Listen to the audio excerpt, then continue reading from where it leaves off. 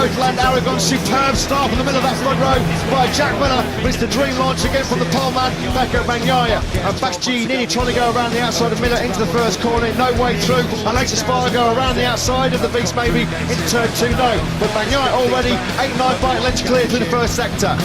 Who's going to take Marc Marquez? Magic start by Marc Marquez. Look at he's got down. That's Quartararo. Fabio Quartararo has been collected mid-pack. He ran into the back of Marquez, I think. Oh, that's an absolute nightmare. Fabio Quartararo caught up in some mid-pack mayhem. He has gone down. Fabio Quartararo, major twist. High drama in the championship chase here. Marquez already got ahead of Fabio Quartararo. He had a bit of a slide on the rear tyre, didn't he, coming out of turn 3. There you go, the twitch from Marquez. Fabio Quartararo absolutely nowhere to go. He was so fortunate there, wasn't he? Fabio Quartararo, this was the big scare for him then. Marquez, look at that, he's going to have the moment. There he goes, the slide of the rear tyre, the medium rear tyre, not the temperature in turn 3. Oh, Marquez is down, collided with Taka Nakagami. This is horrendous. This is really super scary. All so many riders trying to take a point in action. That's the second major contact it looks like that Marc Marquez has had on this opening lap. What a dramatic return it's been for the number 93. It looked like early contact with Fabio Quartararo. There was clear contact there as they swept towards the reverse corkscrew for the first time. We'll try and pick the bones out of those two. Big incidents here on the first lap. Turn 1 on the brakes. He moves up into second place. Oh, beautiful by Binder. He was lining that move up from all the way back through turns 2 and 3. You could just see he got great corner speed on that KTM RC16. This is an awesome ride, isn't it, by Brad Binder? It's been a long time in a full dry race we've seen this from a KTM. Well, you've got to go all the way back to the opening Grand Prix in Qatar when he had that great fight with Enea Bastianini and Paul Espargaro. Superb job by Brad Binder there in 4th place. Outstanding ride by him. He set that up with a brilliant launch off the line from 10th on the grid. Well, here comes Alex Espargaro on the inside of Miller. Here comes Alex Espargaro then. His podium charge coming late. He gets on the inside of Brad Binder in the first corner.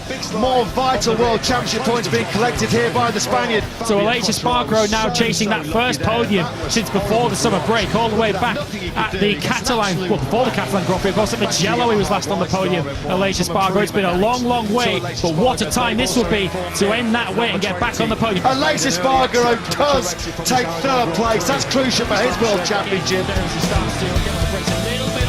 Look at the drive that Bastianini gets out of turn 17. He breezes past Pecco Bagnaia. Bagnaia is not going to be able to turn in from there. He's going to have to give up the lead for now. That's something we've seen very rarely this year. When Bagnaia takes the lead of a Grand Prix, he doesn't tend to lose it. Le Mans was, of course, the one exception when Bastianini passed him there. Can Bagnaia fight back straight away? Here we go then. This is a battle with extra spice because these two are going to be teammates, aren't they? In that factory Ducati team next season. Who's always gone really wide. That's a big mistake. Well, having done all the hard work to get through on Pecco Bagnaia, he fluffs it in the braking zone down into turn number 12, and Bagnaia just says thank you very much and eases back into lead. He got the board, didn't he, very early on at Quartararo. He's going for the jugular here now, isn't he? Pecco Bagnaia trying to inflict maximum damage on Quartararo and Yamaha's hopes of defending this MotoGP World Championship. What can Enea Bastianini do about Bagnaia ahead of him? Is he going to pull off a sneak attack? Yes, here he goes into 7. Into 7, he just squeezes Bagnaia out towards the paint now then. Pecco Bagnaia, how much risk will he take for those extra 5 World Championship points? But he'll take the 20 points. Once the slight disappointment of missing out on victory settles down, he'll know that today was a big day in the World Championship. It's 10 points then between Fabio Quartararo and Pecco Bagnaia with 5 races to go. So Bastianini then now, this has been his territory, this has been his domain all weekend. He's had the fastest motorcycle here in Aragon all weekend, and I don't think Bagnaia is going to be close enough. And now Bastianini just 2 corners away here from victory in a classic in Motorland Aragon. He gets a bit of a moat on that rear tyre. I don't think Bagnaia is going to catch him, or is he? Over the line they come. Is it going to be Bastianini or Bagnaia? It's the beast that wins a classic on the last lap again here in Motorland Aragon. He takes it by just 400ths of a second. He wins for the 4th time in 2022. What a nail-biting race that was.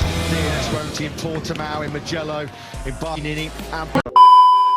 Tell you what, Bastianini's closed right back in again here. It's already down to 0.4 of a second. Something's happened to Bagnaia in the third sector of this lap. For the 8 times world champion, Simon. Yes, Mark, we saw what happened. Can you give us your thoughts? Yeah, I mean, was really unlucky, I would say, because it's true that in turn 3 I hope that especially Naka that was a mechanical problem, and for that reason he fall down is okay, but of course also Fabio. Thank you, Mark. Thank you. Thanks, Simon, and full credit to Marc Marquez there to come in to talk to us to explore. He's gone here. Bastianini still fighting his corner, I suppose, in a certain sense in this Grand Prix. They matched each other on the last lap. We're into the second half of the Grand Prix now as we go into as to just get closer and closer to us. Let's just check the top speed then. They wind it up to top gear, and now Bastianini around 345 kilometres an hour. Then back 3 gears for this double left-hander, turn 16 and 17, full lean angle. We saw him make a mistake earlier on at turn 12. Cal Crutchlow on for points at the moment on his return in 13th. Here is the British rider on the R&F Yamaha. Maverick we rode on board with him as he was dodging Taka Nakagami earlier on. He's now back up into the points in 14th, just ahead. Going into turn 3, which then caused all kinds of problems to Fabio Quartararo. Right into the back of him after he had that rear tyre slide. The beast has got his claws into Bagnaia once again here through the first sector of this lap. Bastianini was actually quicker. That's not often happened on this lap. It shows us half a second the lead. It has actually come down because they were a 6/10. He will just start to unwind its abundance of horsepower. Nobody can rival the Desmos Adichie in this part of the circuit. 968 metres. He does now. Well, he's been very, very dismissive of championship talk, hasn't he, over the last 4 Grand Prix, when he's reeled in 61 points compared to Fabio Quartararo. He said, I'll start talking about the title when we're down to single digits, or 10 points or so. Well, a 10th or 2 in it between them. It's so important for Bagnaia just not to make that kind of mistake straight with the straight line speed that he has in that GP21, and we'll track them now across the line. This will complete of 23, so 8 more laps to go as they come across the line. Bagnaia does a 1:48.4, and this time it's Bastianini who's 6-year-old Brit, so this should be an easy pass for 13. Vinales matched the leaders last time around with that pace in the mid 1:48, so he told us on Friday that he had the pace he thought to potentially challenge up at the front, and he's backing that up. He's just not really been given the opportunity with what happened earlier on. Bigger, didn't it, to the naked eye from the helicopter shot. Bastianini again just pulled a little bit back in that final sector. He pulled a 10th back. It was up around 3/4 of a second. This is then the battle with Simon. Yes, Lynn, incredibly disappointing for you, I can imagine. Please give us your thoughts. Yeah, obviously a really bad day today for Fabio. The good news is that he's a race incident. Sorry for the noise. Yeah, sorry for the noise of that, but anyway. Mentioned the good news is it seems like he's relatively okay at the moment. We just saw there on that graphic while Lynn was talking to Simon. Ducati are on course to retain their eyes. They've got desires on the Triple Crown this year. They want the big one though. Pressure now from Aleix Espargaro and Jack Miller. Aleix Espargaro just can't find a way through, can he, on Brad Binder? He must think he needs a wide load sticker on the back of that KTM, because he just has not been able to get close enough to show Binder his front wheel. Been last after 4 corners when he had to dodge Fabio Quartararo. Alex Rins is in 9th position. He's probably the fastest rider on track outside of this leading 2. He could still get a top 6 yet. Now then, Bastianini visibly looks as close he has been for some laps here to Bagnaia down this. For the 49s, these two are on another planet to the rest of the field. You have to give so much credit, don't you, to Bagnaia at the moment. The way he's riding, there's so much at stake for him. He knows that Fabio Quartararo is out of this Grand Prix. He knows Aleix Espargaro at the moment is not. There's no cheek in his armour this time around, is he? Can't get close enough. Yeah, the acceleration there out of 15 from Bagnaia is just about enough, but now you can see the slipstream effect is being picked up as Bastianini hits well over 200 miles an hour into a second, a metre offline, and it could be the difference between victory and second place. Through the Marc Marquez corner they go then. 2.5 laps remaining here in Aragon. There's a little bit of a squirm on that rear tyre for Bastianini as he got on the power to go up through turn number 11. Bagnaia standing firm. Oh, here comes the late Espargaro then. His podium charge coming late. He gets on the inside of Brad Binder in the first corner.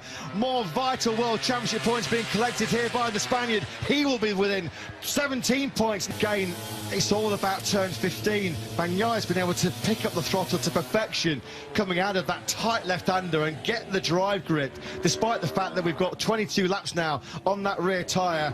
Can Enea Bastianini, the final lap here in Motorland Aragon, will it be Bagnaia or will it be Bastianini? Oh, that's an absolute nightmare. Fabio Quartararo caught up in some mid-pack mayhem. He has gone down. Fabio Quartararo, major twist. High drama in the championship chase here. Marquez already got ahead of Fabio Quartararo. He had a bit of a slide on the rear tyre, didn't he, coming out of turn 3. There you go, the twitch from Marquez. Fabio Quartararo absolutely nowhere to go. He was so fortunate there, wasn't he? Fabio Quartararo, this was the big scare for him then. Marquez, look at that, he's going to have the moment. There it goes, the slide of the rear tyre. The medium rear tyre, the look of temperature in turn 3. Oh, Marquez is down, colliding with Taki Nakagami. This is horrendous. Oh, this is really super scary. Oh, so many riders trying to take a point in action. That's the second major contact it looks like that Marc Marquez has had on this opening lap. What a dramatic return it's been for the number 93. It looked like early contact with Fabio Quartararo. There was clear contact there as they swept towards the reverse corkscrew for the first time. We'll try and pick the bones out of those two. Big instance here on the first lap. He moves up into second place. Binder now attached. Oh, beautiful by Binder. He was lining that move up from all the way back through turns 2 and 3. You could just see he got great corner speed on that KTM RC16. This is an awesome ride, isn't it, by Brad Binder? It's been a long time in a full dry race we've seen this from a KTM. Well, you've got to go all the way back to the opening Grand Prix in Qatar when he had that great fight with Enea Bastianini and Pol Espargaro.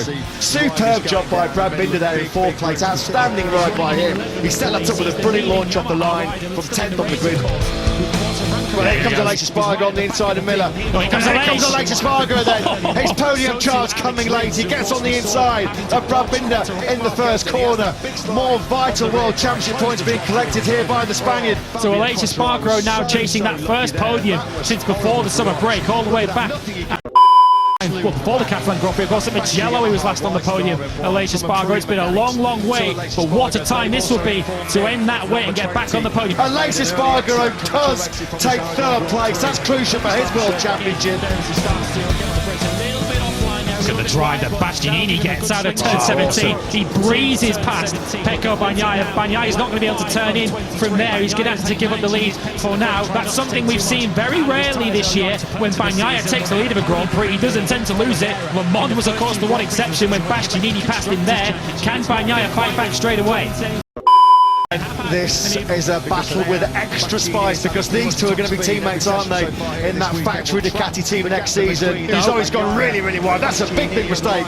Well, having done all the hard work to get through on Pecco Bagnaia, he fluffs it in the braking zone down into turn number 12, and Bagnaia just says thank you very much and eases back into lead. He got the board, didn't he, very early on that Quartararo was between Bagnaia and Marquez 1 year ago. What can Anani get that Brazilian Ducati stop? Yes, he can. Because it's Bagnaia now who needs to try and solve the puzzle. It's him that now needs. He's going for the jugular here now, isn't he? Pecco Bagnaia trying to inflict maximum damage on Quartararo and Yamaha's hopes of defending this MotoGP World Championship. What can Enea Bastianini do about Bagnaia ahead of him? Is he going to pull off a sneak attack? Yes, here he goes into 7.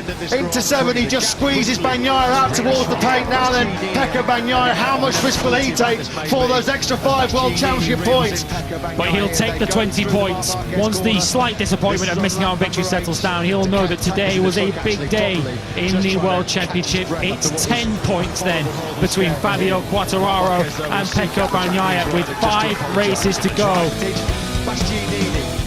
So Bastianini then now, this has been his territory, this has been his domain all weekend. He's had the fastest motorcycle here in Aragon all weekend, and I don't think Bagnaia is going to be close enough. And now Bastianini just 2 corners away here from victory in a classic in Motorland Aragon. He gets a bit of a moat on that rear tyre. I don't think Bagnaia is going to catch him, or is he? Over the line they come. Is it going to be Bastianini or Bagnaia? It's the beast that wins a classic on the last lap again here in Motorland Aragon. He takes it lead by just 400ths of a second.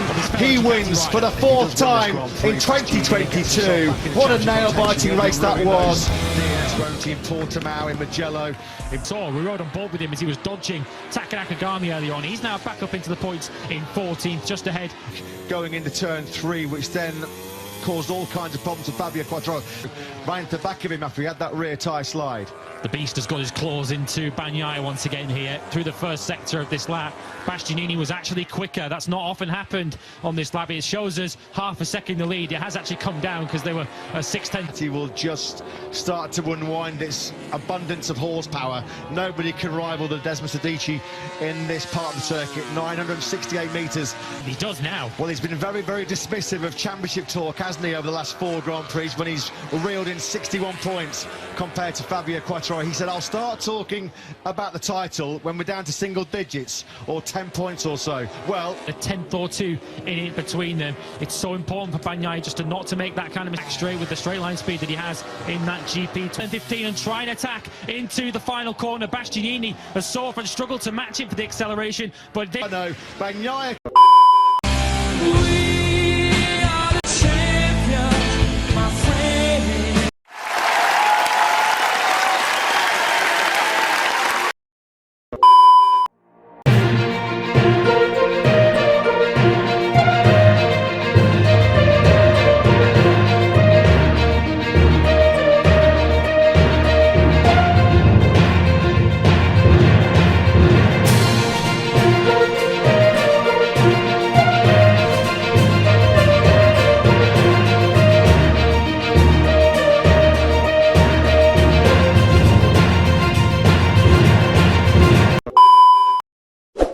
Jangan lupa subscribe, like, comment and share ya guys, thank you.